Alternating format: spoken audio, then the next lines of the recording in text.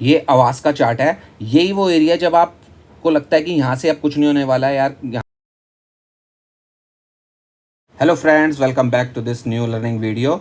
आज की इस वीडियो में हम समझने की कोशिश करेंगे कि जब हम किसी कंपनी के अंदर लॉन्ग टर्म इन्वेस्टिंग करते हैं तो फिर हमें इधर उधर न्यूज़ पर ध्यान क्यों नहीं देना चाहिए और उसमें क्यों पेशेंस रखना चाहिए और हमें एक टाइटली होल्ड करके रखना चाहिए अगर वो कंपनी के फंडामेंटल्स वगैरह सारी चीज़ें अच्छी हैं। और जब आपको ऐसा लगता है कि जब कोई अच्छी कंपनी को आप देखते हैं कि अब यहाँ से ये गिरने वाली है और अब तो ये बहुत बुरी तरह क्रैश आएगा, तो फिर वहाँ से वो एकदम से क्यों भागता है, आज ये भी आपको समझ आ जाएगा। आगे बढ़ने से पहले आप एक चीज़ को समझ लीजिए, आप किसी स्टॉक को अगर सेल करना चाहते हैं वो तभी सेल कर सकते हैं अगर सामने वाला उसको बाय करता है, या फिर आप किसी स्टॉक को बाय करना चाहते हैं आप तभी बाय कर सकते हैं जब सामने वाला उसको सेल करेगा। तो इसी रीजन से है जो प्राइस जो है ऊपर नीचे होता है किसी भी स्टॉक का। तो चलिए स्टार्ट करते हैं। तो ये वाला एरिया जो आप देख रहे हैं ये एक बहुत ही इंपॉर्टेंट सपोर्ट है क्योंकि ये वीकली कैंडल लगी हुई है और ये देखिए जब नीचे गिरता हुआ आ रहा था तो इस जगह से बाउंस बैक किया था इस स्टॉक ने। तो जो कोई भी एक अच्छा स्टॉक होता है जब वो एक अच्छा करेक्शन के बाद जैसे ही उठना चालू होता है तो लोग उसमें इन्वेस्टमेंट अमाउंट डालना चालू करते हैं। तो ये वाला जो एरिया है इस एरिया में लोगों ने इस इन्वेस्टमेंट के लिए अपना अमाउंट डालना चालू किया। और जैसा कि आजकल सबको पता है कि 80 to 90% जो इन्वेस्टर होते हैं वो इन्वेस्टर होते नहीं है। उनको ऐसा लगता है कि वो इन्वेस्टर है बट एक्चुअली में वो एक ट्रेडर ही होते हैं। तो इसलिए वो अपने स्टॉप लॉस को पहले ही अपना डिसाइड कर लेते हैं। और जैसा कि आप इस चार्ट पे देखेंगे ये वाला जो एरिया जहाँ से बाउंस बैक किया था फर्स्ट टाइम, तो ये जो है बहुत इंपॉर्टेंट एक एरिया बन जाता है जहां पर कोई भी एक ट्रेडर होगा वो अपना स्टॉप लॉस लेगा अगर प्राइस इसके नीचे जाएगा। बट ये चीज जो है ट्रेडर पे तो सूट करती है, इन्वेस्टर पे सूट नहीं करती है। और जब किसी जगह पे इतने सारे लोग अगर कुछ बेचेंगे, इतनी सारी क्वांटिटी में जब बेचेंगे, स्टॉप लॉस हिट करवाएंगे, तो उनसे वो स्टॉक बाय कौन करता है? वो लोग हैं FIIs और DIIs, क्योंकि उनको जो है बड़ी क्वांटिटी में माल चाहिए होता है। बड़ी क्वांटिटी में माल ऐसी जगह पे ही मिलता है, तभी वो लोग जो है इसको बल्क में बाय कर पाते हैं। बिकॉज अगर इस जगह पे वो स्टॉप लॉस आप लोग नहीं हिट कराएंगे, इतनी ज़्यादा क्वांटिटी नहीं होगी, तो फिर वो कैसे बाय करेंगे? क्योंकि अदरवाइज तो छोटी मोटी क्वांटिटी में सेल बाय चलता रहेगा। बट वो लोगों को बहुत ज़्यादा करोड़ों में माल लेना होता है तो उसके लिए उनको उतनी क्वांटिटी भी चाहिए होती है जो कि ऐसे एरियाज में मिलती है। बिकॉज यही वो जगह होती है जहाँ पे सारे लोग अपना स्टॉप लॉस लगा के बैठते हैं क्योंकि उनको लगता है शायद स्टॉक यहाँ से क्रैश हो जाएगा, जैसे गिरता हुआ आया था थोड़ा घूमने के बाद दोबारा नीचे चला जाएगा। और ऐसा नहीं है नीचे नहीं जा सकता, नीचे भी जाएगा, बट वो भी आपको कैंडल्स बताएंगे और थोड़ा आपको समझना पड़ेगा चीज़ों को ना। बिकॉज कोई भी फंडामेंटली अच्छी कंपनी जब गिरती है ना और वो अच्छे वैल्यू जोन पर आती है तो बड़े प्लेयर्स उसको बाय करने के लिए उसमें एक इस तरीके से माहौल क्रिएट करते हैं ताकि जो लोग होल्ड करके बैठे हैं वो उसको सेल करें और वो लोग उसको बाय करते हैं, फिर प्राइस ऊपर की साइड जाता है। अब आप लोग अच्छी कंपनी को होल्ड करके बैठे रहेंगे तो ये लोग कैसे खरीदेंगे? इसलिए उसको नेगेटिव माहौल क्रिएट किया जाता है।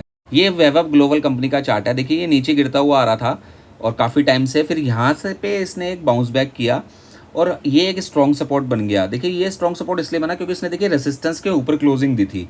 अब उसके बाद ये इसी जोन में थोड़ा घूमते घूमते ये नीचे की साइड आया।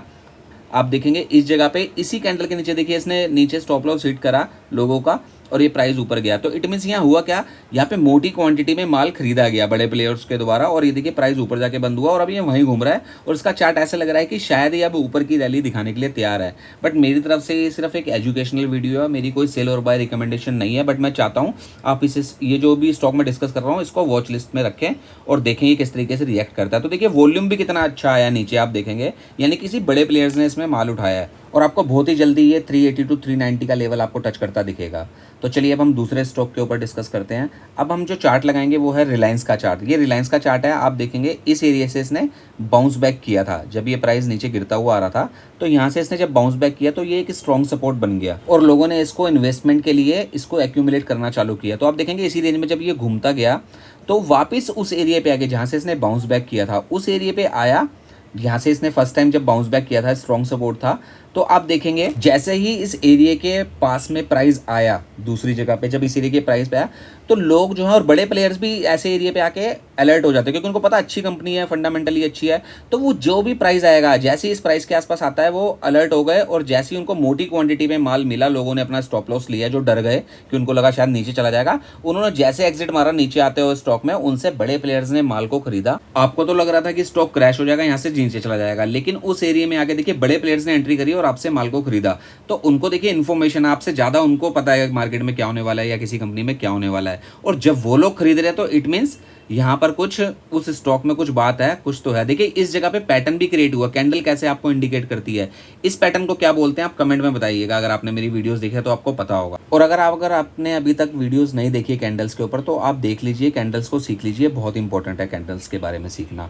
तो मैं अब आपको आईटी सेक्टर के बारे में बताता हूँ। आज से 1-1.5 साल पहले काफ़ी सारे एक्सपर्ट चैनल्स पर आकर आईटी सेक्टर को लेके काफ़ी ज़्यादा बियरिश थे और काफ़ी ज़्यादा इसको लेके डाउनग्रेड कर रहे थे इस सेक्टर को, कि आईटी सेक्टर काफ़ी टाइम तक अंडर परफॉर्म करेगा, कि हम तो जो है अपने पोर्टफोलियो से आईटी सेक्टर से एग्जिट कर रहे हैं धीरे धीरे करके, क्योंकि ये काफ़ी टाइम तक अंडर परफॉर्म रहेगा। तो देखिए आपको समझनी पड़ेंगी ये चीज़ें। और जिन एक्सपर्ट की मैं बात कर रहा हूँ छोटे मोटे एक्सपर्ट नहीं है, ये बड़ी बड़ी कंपनियां म्यूचुअल फंड की चलाते हैं, उनके अंदर सीईओ वगैरह बड़ी बड़ी कंपनियों के अंदर फाइनेंशियल एक्सपर्ट हैं ये। अब देखो ये लोग आपको क्या बता रहे हैं और खुद क्या करेंगे आपको नहीं पता चलेगा, ये बताएंगे कुछ और करेंगे कुछ और। बिकॉज देखिए आईटी सेक्टर के बारे में इन्होंने जो बताया, अब देखिए दो बातें निकलती हैं इसमें, या तो इनको नॉलेज ही नहीं है, कुछ पता ही नहीं है एबीसीडी, या फिर आपको ये जानबूझ के कुछ और बता रहे हैं ताकि आप लोग पैनिक हो, आप उस चीज़ को बेचें और ये लोग उस चीज़ को खरीदें।